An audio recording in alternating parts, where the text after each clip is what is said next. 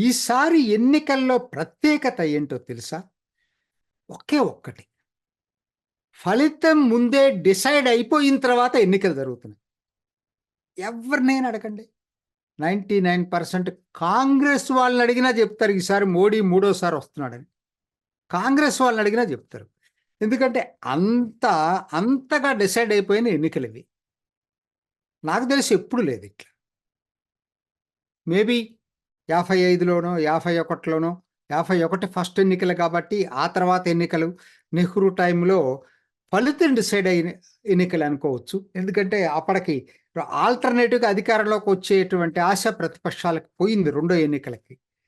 అది తప్పితే రెండోసారి ఎప్పుడంటే, ఎప్పుడైతే ఇందిరాగాంధీ చనిపోయిన తర్వాత ఎన్నికలు జరిగినాయి చూసారా? ఆ ఎన్నికల్లో కూడా ఫలితం డిసైడ్ అయిపోయింది. ఎవరికైనా అప్పుడు ఓవర్‌వెల్లింగ్‌గా రాజీవ్ గాంధీకి అధికారం ఇచ్చారు. అప్పజెప్పారు. సో, ఇది తప్పితే ఎప్పుడు కూడా ఈ పద్ధతుల్లో ఎన్నికలు జరిగినటువంటి పరిస్థితి లేదు. అనేక కారణాలు. కారణాలు గనక మనం విశ్లేషించుకునేటట్టయితే ఎన్నో. అన్నిటికన్నా ముఖ్యమైన కారణం ఒకే ఒక్కటేనండి. మోడీ నాయకత్వం.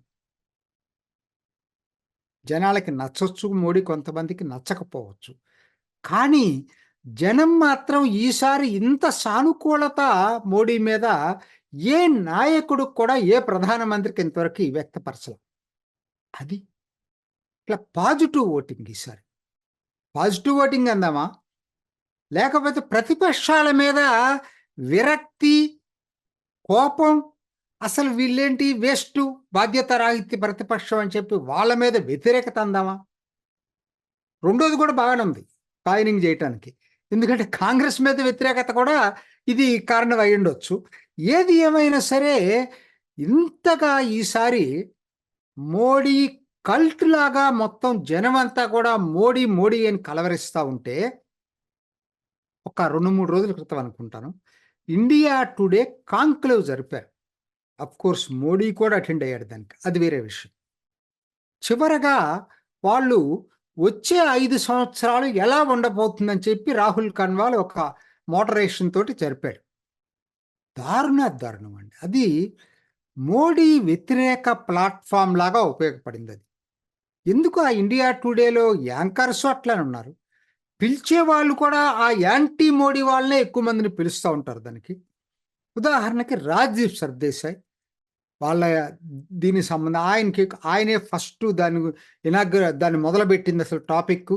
ఆయన ఎంత దారుణం అంటే, మోడీకి జనం నీరాజనం పడుతుంటే దానికి ఎవరేం చేస్తారు? అది భరించలేక ఇది క్వాసీ ఆటోక్రసీ కింద వర్ణించాడు. వచ్చే 5 సంవత్సరాలు ఎలా ఉండబోతుందంటే, క్వాసీ ఆటోక్రసీ.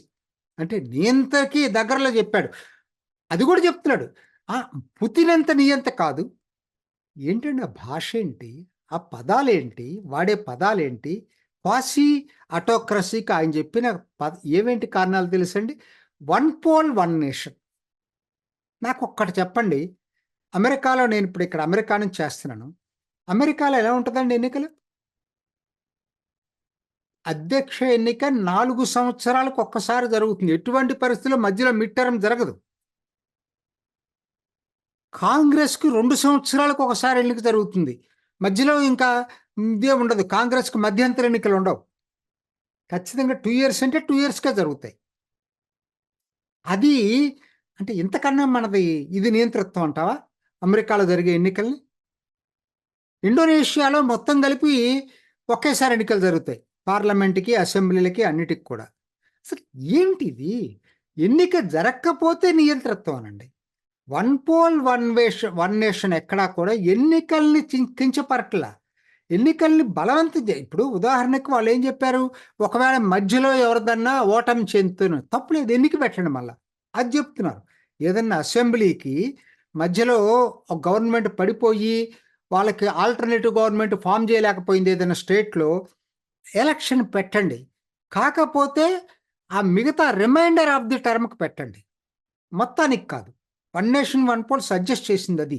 అంతేగాని ఎన్నికలు తీసేయటమో, లేకపోతే రాజ్యాంగాన్ని తూట్లు పొడచడమో ఎక్కడా చేయలేదు. ఒక ఫిక్స్డ్ టర్మ్ ఉండటం అనేది ప్రజాస్వామ్య దేశాల్లో కొత్తేం గాదు. కొన్ని దేశాలు లేకపోవచ్చు. నీకు ఇంగ్లాండ్‌నే అనుకరించాలంటే ఎట్లా? ప్రజాస్వామ్య దేశాలు అమెరికా కన్నా ముందొచ్చింది కాదు కదా! ఇక్కడ అమెరికా మరి ఇంత గొప్ప ప్రజాస్వామ్య దేశం అంటారు. అక్కడ కూడా ఫిక్స్డ్ టర్మే ఉంటది.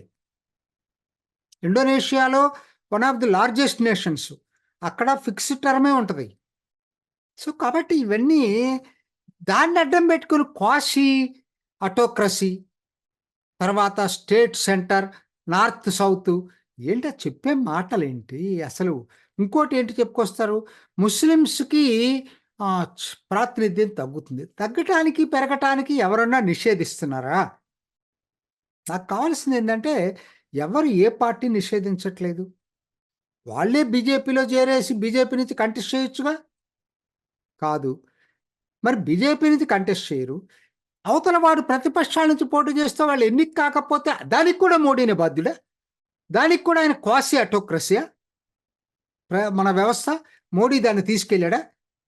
అసలు ఏమిటో నాకు అర్థం కావట్లేదు అసలు. ఇది ఇంత దారుణం. ఇంకొక ఆయన వస్తాడు అశుతోష్. కొన్నాళ్ళు ఏ యాప్‌లో కూడా ఉన్నాడు. ఆ టీవీల్లో ఎందుకు పిలుస్తారో ఇటువంటి వాళ్ళందరూ నాకు తెలీదు. అతనేంటి ఎక్కడో అంత్యోదయ దీనదయాళ్ ఉపాధ్యాయ చదివేసి అసలు ఆర్ఎస్ఎస్ ఐడియాలజీ అంత దారుణమైన ఐడియాలజీ లేదంటాడు. అంటే నేననేది ఏంటంటే నువ్వు మాట్లాడే దాంట్లో ఎక్కడ టాపిక్ ఏంటి? ఆర్ఎస్ఎస్ మీదకెందుకెళ్ళావు? సరే. అది గూడా ఏం జెప్తున్నావు? 5 సంవత్సరాలు ఎట్లా ఉండబోతుందంటే దాన్ని చెప్తాడు. ఆయన చెప్పే దానికి ఉదాహరణ ఏంటి? ఔట్ ఆఫ్ కాంటెక్స్ట్ కోట్ చేస్తారండి ఈళ్ళు. ధర్మం అన్నిటికన్నా సుపీరియర్ అని చెప్పారట. మెజారిటీ, మైనారిటీ కన్నా కూడా ధర్మం 4 కాళ్ళ మీద నడవాలి అనేది ఆయన చెప్పాడట. కాబట్టి అంటే ఆయన ప్రజాస్వామ్యాన్ని నమ్మట్లేదు. చూడండి దాని నుంచి వాళ్ళ ఇంటర్ప్రిటేషన్ ఈయన ఇంటర్ప్రిటేషన్ అది. ప్రజాస్వామ్యం నమ్మట్లేదు, మెజారిటీ నమ్మట్లేదు. నేనొక్కటే సూటిగా ఒకటే ప్రశ్న అడుగుతున్నా. ఇవాళ న్యాయ వ్యవస్థ అనే దాన్ని ప్రజాస్వామ్య వ్యవస్థలో క్రియేట్ చేశారు. అది మెజారిటీని బట్టి పోదు. మెరిట్‌ని బట్టి పోతుంది. దీనికి ఆయన చెప్పినటువంటి ధర్మం సుపీరియారిటీకి తేడా ఏంటో చెప్పండి? ధర్మం అంటే మతం కాదు. దయచేసి దాన్ని మర్చిపోవద్దు. ధర్మం సుపీరియర్ అని చెప్పటం అంటే అర్థం ఏంటంటే, అంటే మీకు ఒక పద్ధతి ఏదైతే ఉందో, ఆ పద్ధతిని కంటిన్యూ చేయటం అనేది చాలా ఇంపార్టెంట్. ఒక విలువలతో కూడినటువంటి సామాజిక విలువలు ఇటువంటి వాటిని వే ఆఫ్ లైఫ్ ఏదైతే ఉందో దాన్ని అది సుపీరియర్ అని చెప్పడంలో తప్పెట్లవుతుందండి? మన ఈస్టర్న్ వాల్యూస్, ఓరియంటల్ వాల్యూస్ ఏదైతే ఉన్నాయో వాటిని కాపాడుకుందాం అని చెప్తున్నారు. ఇవాళ న్యాయ వ్యవస్థ ఏంటి మరి మెజారిటీని బట్టి పోదుగా? పార్లమెంట్‌లో చేసిన చట్టాలను కొట్టేస్తుందది. అంటే ప్రజాస్వామ్యం ఖూనీ అయిపోయిందని చెప్పుకుందామా? వాళ్ళేం ఎన్నికైన వాళ్ళు కాదు గదా! సో, కాబట్టి ఇంటర్ప్రిటేషన్స్ వీళ్ళకి తగ్గ ఇంటర్ప్రిటేషన్స్ చేసుకొని, మొత్తం మీద ఏం జెప్తున్నారంటే చివరికి మోడీ మళ్ళోసారి ఎన్నికయ్యేటట్టయితే వచ్చే 5 సంవత్సరాలు చాలా ప్రజాస్వామ్యం ప్రమాదంలో పడిపోతుంది. అల్టిమేట్ సారాంశం ఏందండి వీళ్ళు జెప్పింది? అరే! మోడీకి నీకు ప్రతిపక్షాలు సామర్థ్యం లేదు. వాళ్ళ వైఫల్యం మోడీ సామర్థ్యత వలన మళ్ళా 5 సంవత్సరాలు మోడీ ఎన్నికైతే, దాన్ని ఆ పద్ధతుల్లో విశ్లేషించుకోవాల్సింది పోయి, ఆయనది భరించలేక మోడీ ఎన్నిక కావటం అనేది అసలు ఇది ప్రజాస్వామ్యం ప్రమాదంలో పడిపోతుంది. క్వాసీ ఆటోక్రసీకి మారిపోయిందని చెప్పటం అనేది ఇంత దారుణంగా అసలు టీవీ ఛానెల్ ఈ పద్ధతిలో చేయటం అనేది మన న్యూట్రల్ అని చెప్పుకుంటది ఆ ఛానెల్. ఏంటో ఆ 'రాజ్‌దీప్ సర్దేశాయ్' కానీ, అందరూ పిలిచినోళ్ళందరూ అటువంటి వాళ్ళే. 'అశుతోష్' కానీ, ఇంకా కొంతమంది 'పవన్ వర్మ' గూడా అదే జెప్తాడు. ఇంకా అందరూ. అంటే నువ్వు సెలెక్ట్ చేసుకున్నటువంటి వాళ్ళని ఆధారపడి ఉంటుంది. నువ్వు అందరిని మరి అటువంటి వాళ్ళనే పిలిచినప్పుడు అటువంటి వాళ్ళ ఆలోచనలు అట్లనే ఉంటాయి. అదే దేశానికి కమ్యూనికేట్ చేయాలంచే ప్రయత్నం జేస్తారు. దీన్నే మోడీ లుథియన్స్ లాబీ అనేది. ఇదే లుథియన్స్ లాబీ అంటే. మెజారిటీ లేనిది ప్రజాస్వామ్యం ప్రమాదంలో పడుతుంది మోడీ వల్ల కాదు. ఇటువంటి కుహనా మేధావులు, కుహనా ఉదారవాదుల వల్లనే ప్రజాస్వామ్యం ప్రమాదంలో పడతా ఉంది. వీళ్ళా డిసైడ్ చేసే దేశ భవిష్యత్తుని? నాకర్థం కాదు. అసలు ఏంటి? అసలు అంటే సరే దాన్ని అంతటితో ఆపేద్దాం. ఎందుకంటే అది చాలా దారుణంగా ఉంది. అది నేను చూస్తే నా బ్లడ్ బాయిలే చేస్తా ఉన్నాను. సరే, రెండోది ఇంకొకటి వీళ్ళు తీసుకొస్తున్న ఏంటి? ప్రతిపక్షాల తీసుకొస్తున్నది ఏంటో చూద్దాం. ఏంటి వాళ్ళు చెప్పేది ప్రతిపక్షాలు? ఎందుకు బీజేపీ ఎక్కువ మందిని మళ్ళా మిత్రుల కోసం వెంపర్లాడుతుంది? ఇవాళ తమిళనాడులో పీఎంకేని చేర్చుకుంది. రాజ్ థాకరేని చేర్చుకుంటుంది. తర్వాత చాలా ఇట్లా అకాలీదళ్ కోసం ప్రయత్నం చేస్తుంది ఆర్ఎల్డి తోటి. ఎందుకు చేస్తుంది అనే దాని మీద ఏంటంటే వాళ్ళందరూ కొత్త థియరీ కనిపెట్టారు. మోడీకి భయం పట్టుకొనట కొత్త ఈ కొత్త మిత్రుల్ని ఎన్డీఏలోకి ఇన్వైట్ చేస్తున్నారట. నా సంగతి వదిలిపెట్టండి, కామన్ మ్యాన్ కూడా నమ్మరు వాళ్ళు చెప్పేది. ఇవాళ కామన్ మ్యాన్ కూడా నమ్మడు. అది ఇవాళ పరిస్థితి. ఆయన వీళ్ళందరినీ చేర్చుకోవటం అనేది ఏదో ఒక వ్యూహం లేకుండా చేర్చుకోవట్లా. ఇంకా మరింత కాంగ్రెస్ని ఒంటరి చేయటానికి, కాంగ్రెస్ విముక్త భారత్ తయారు చేయటానికే ఆయన వీళ్ళను కూడా తన వైపు తిప్పుకుంటున్నాడు. రెండోది ఇంకొక ఆర్గ్యుమెంట్ ఏంటి? వీళ్ళందరూ ఈడీ దాడులతోటి భయపడిపోయి చేరుతున్నారట. ఎవరండి అసలు? నాకు అర్థం కాదు. అంటే ఎప్పుడైనా పార్టీలు మారటం అట్లా అన్నారంటే అర్థం ఉందండి. ఎన్నికల్లో ఎవడైనా భయపడి చేరితే ప్రజలు భయపడి ఓట్లేస్తారా? ప్రజలు వేయరు కదా. ప్రజలు ఎవరికి ఓట్లేస్తారని వాళ్ళకి అంచనా ఉంటుంది కాబట్టి, ఎవరి దగ్గర చేరితే వాళ్ళకి ఓట్లు పడతాయో అంచనా ఉంటుంది కాబట్టి వాళ్ళందరూ వస్తున్నారు బీజేపీ దగ్గరికి, మోడీ దగ్గరికి. అంతేగాని భయపడి రావట్లా. భయపడితే ఓట్లు పడవు కదా, ప్రజలు ఓట్లేరు కదా. జనానికి భయం ఏముంది? సో కాబట్టి ఈ ఆర్గ్యుమెంట్స్కి అసలు అర్థం లేదు.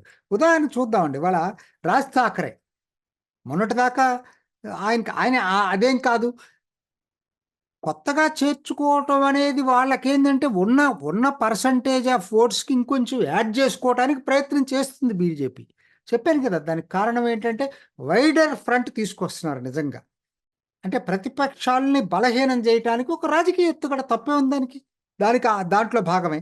అట్లానే పిఎంకే రామదాస్ ఇవాళ వీళ్ళతోటి చేరటం అనేది తమిళనాడు రాజకీయాలే మారిపోయినాయి. తమిళనాడులో రాజకీయాలే మార్పు వచ్చింది. డిఎంకేకే భయం పట్టుకుంది ఈసారి. అట్లానే జనతాదళ్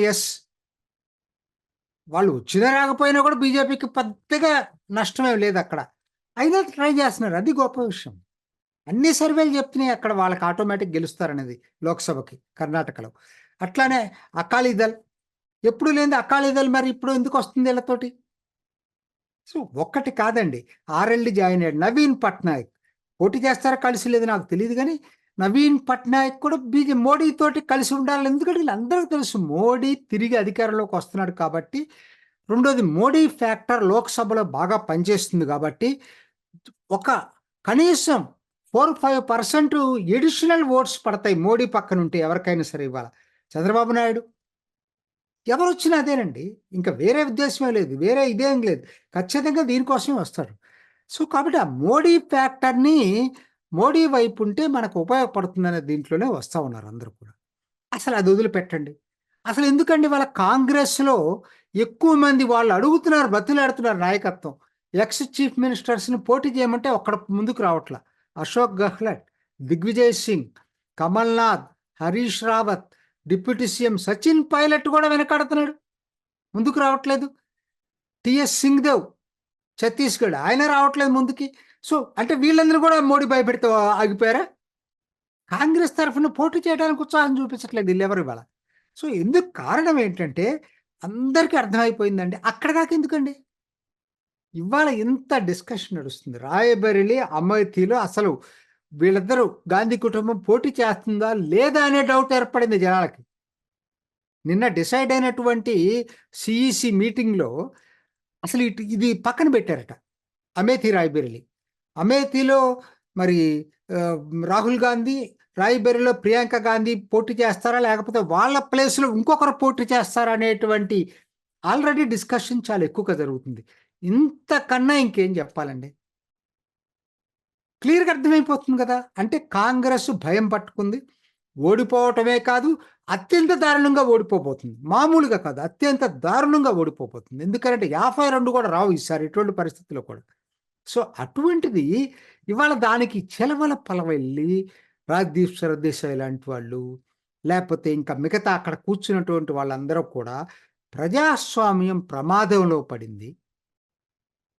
కాబట్టి ఇది క్వాసీ అటోక్రసీగా మారిందని చెప్పటం అనంటే, ఇంతకన్నా దారుణం ప్రజాస్వామ్యాన్ని అవహేళన చేస్తుంది వీళ్ళే. జనం తీర్పుని అవహేళన చేస్తుంది ఈ కుహనా మేధావులే. వీళ్ళని ఎక్స్‌పోజ్ చేయాల్సిన అవసరం గూడా ఎంతైనా ఉంది. చూసారు కదండి. మరి ఈ వీడియో గనుక మీకు నచ్చినట్లయితే ఒక లైక్ కొట్టేసి, మీ అభిప్రాయాన్ని కూడా కామెంట్ బాక్స్‌లో తెలియజేస్తూ, ఇలాంటి ఇంట్రెస్టింగ్ అప్డేట్స్ కోసం మా ఛానెల్‌ని సబ్స్క్రైబ్ చేసుకోండి.